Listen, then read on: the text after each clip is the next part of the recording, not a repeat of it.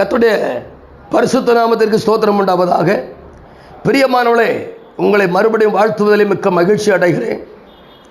நீங்கள் இந்த காணொலியை கேட்கும் பொழுது உங்கள் அருகில் உள்ளவர்கள், உங்கள் அக்கம் பக்கத்தில் உள்ள நண்பர்கள், சிநேகிதர்கள் இந்த மாதிரி காரியத்தில் பாதிக்கப்பட்டிருப்பார்கள். ஆனால் அவர்களை அதிலிருந்து வெளியே கொண்டு வருவதற்கு நீங்கள் தேவ சமூகத்தில் காத்திருந்து அன்பாய் பேசுங்க, சாந்தமாய் பேசுங்க.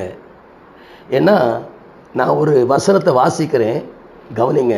2 கொரிந்தியர் புஸ்தகம் 11ஆம் அதிகாரம் 3ஆம் வசனத்தை வாசிக்கிறேன். ஆகிலும் சர்ப்பமானது தன்னுடைய தந்திரத்தினாலே ஏவாளை வஞ்சித்தது போல உங்கள் மனதும் கிறிஸ்துவை பற்றிய உண்மையினின்று விலகும்படி கெடுக்கப்படுமோ என்று பயந்திருக்கிறேன். கெடுக்கப்பட்டுருமோ அப்படின்னு பயந்திருக்கிறேன். பவுலுக்கு ஒரு பயம் என்ன தெரியுமா? சபைகளை பற்றிய பயம்தான். சபைகளுக்குள்ளே கலாச்சார கேடுகள் இருக்குதுங்க. உண்மையாய் வாழ்கிறவர் இருக்காங்க, ஒழுக்கம் இல்லாதவர்களும் இருக்கிறாங்க. பெரும் பெரும் சபைகளில் சத்தியத்தை கேட்கறதுக்கு ஒரு கூட்டம் வருது. அந்த கலாச்சாரத்தோடு ஒத்து போகக்கூடிய வாலிபர்களும் உள்ள வந்து நினைச்சாங்க, உட்கார்றாங்க. பிரியமான தேவஜனமே, கொஞ்சம் கவனிங்க. இது முக்கியமான செய்திங்க. பேசிக் சரியில்லை, அடிப்படை சரியில்லை. அதனால உங்களால் ஜெபிக்க முடியல, துதிக்க முடியல, ஆராதிக்க முடியல. உங்கள் வாயை விரிவாக திறந்து கர்த்தரை துதிங்கன்னுட்டு எத்தனை பேர் சொல்கிறாங்க. உங்களால் ஜெபிக்க முடியுதா? துதிக்க முடியுதா? பாட முடியுதா? ஆராதிக்க முடியுதா? எவ்வளோ வருத்தமான ஒரு காரியம் இல்லை? பவுல் தான் சொல்றாரு, சர்ப்பமானது தந்திரத்தினாலே ஏவாளை வஞ்சித்ததாம். இப்போ வஞ்சிக்கப்பட்டது யாரு? ஏவாள். பெரும் பகுதி பெண்கள் இன்னைக்கு வஞ்சிக்கப்பட்டிருக்கிறாங்க. எரேமியாவில் ஒரு வசனம் இருக்குது, என்ன தெரியுமா?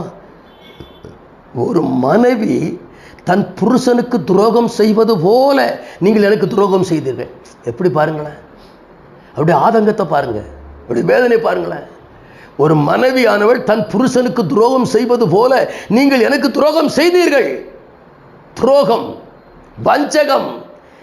ஏவாளை பார்த்து இந்த லூசிபர் பேச பேச அவளுக்கு ரொம்ப இன்பமாக இருந்திருக்குமோ என்னமோ தெரியலங்க. ஆனால் வஞ்சிக்கப்பட்டு போனான். வஞ்சிக்கப்படுதல், அவள் என்ன வஞ்சித்துட்டா அப்படின்றா. நிறைய பேர் சொல்லுவாங்க, ஒரு வாலிபெல்லாம் அழுறான், எடி நான் உனக்காக என்னெல்லாம் வாங்கி கொடுத்தேன், நான் உன் மேலே உசுராக இருந்தேன், நீ இப்போ என்னை விட்டுட்டு போறிய அப்படின்னா போடா அப்படின்ட்டு போயிடுறான். இன்றைக்கி நிறைய பிள்ளைகள் அப்படி போகுது. ஆனால் சில பிள்ளைகள், நான் உன் மேலே எவ்வளோ அன்பு வச்சுருந்தேன், என் அன்பை புரிஞ்சுக்கொள்ளாமல் போறியடா அப்படின்றாங்க. ஆண்களும் பெண்களும் வஞ்சிக்கப்பட்டு போய் கிடக்கிறாங்க. இந்த வஞ்சிக்கப்படுறதுனால வீட்டுக்குள்ளே என்ன வருது தெரியுமா? துக்கமும் அமைதியற்ற நிலையும் தான் இருக்குது. அமைதியே இல்லை, துக்கம் இருக்குது, வருத்தம் இருக்குது, வேதனை இருக்குது. ஏன்?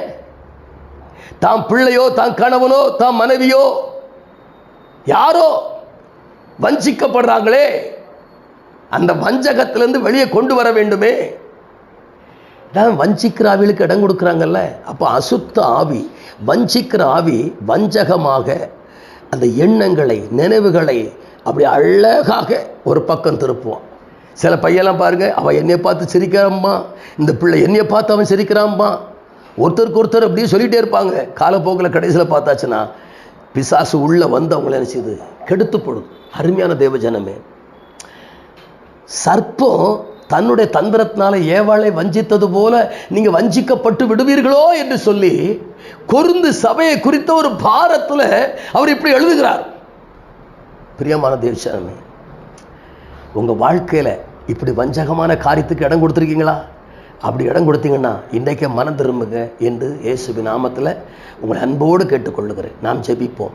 மகா பரிசுத்தமும் கிருபையும் இரக்கம் நிறைந்த அன்பு பிதாவே, உலக தோற்றத்திற்கு முன்பதாகவே அடிக்கப்பட்ட தேவகுமாரனாய் இயேசு கிறிஸ்துடைய விலையேறப்பட்ட இரத்தம் ஆண்டவரே இன்றைக்கு இந்த காலை வேளையில் உங்களுடைய பிள்ளைகள் மேல் வந்து இறங்கட்டியா. பாவமோ, சாபமோ, வஞ்சிக்கப்படுதலோ எல்லாம் விலகி ஆரோக்கியப்பட கர்த்தர் உதவி செய்கிறார். ஆட்கொள்ளுங்க, பொறுப்படுங்க, பெரிய காரியங்களை செய்யுங்க. தேவ சித்தம், தேவ திட்டம் நிறைவேற்றப்படுவதாக கனப்படுத்துங்க. வஞ்சிக்கிற ஆவிகளை விட்டு விலக்குங்க. தேவ சித்தத்தை ஒப்புக்கொண்டு ஜெபிக்கிறேன். ஆசீர்வதிங்க, பொறுப்படுங்க. இயேசுவின் நாமத்தில் ஜெபிக்க நல்ல பிதாவே. ஆமேன், ஆமேன். God bless you.